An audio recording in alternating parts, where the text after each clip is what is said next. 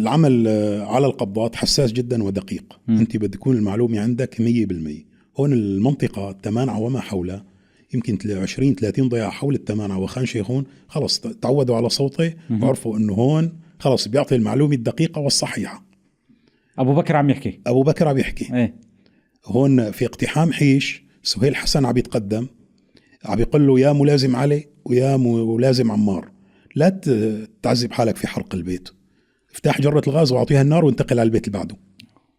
هذا الكلام سمعته بداني انا متابع سهيل حسن. نعيد الفكرة. ايه.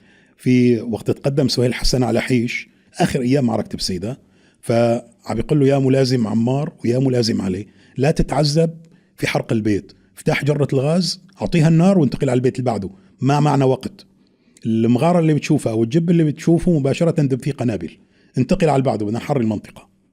فهون انا بعمم للناس انه خلص الجيش باتجاه حيش، العالم طلعت كلها، القصف شغال. المعلومة اللي بدك انت تعطيها اذا ما هي دقيقة الناس اجباري ما راح تصدق. فانا جدا كنت حريص انه بحيث يحكي الجيش على اي قبضة يكون انا يعني متابع 100% بأدق التفاصيل.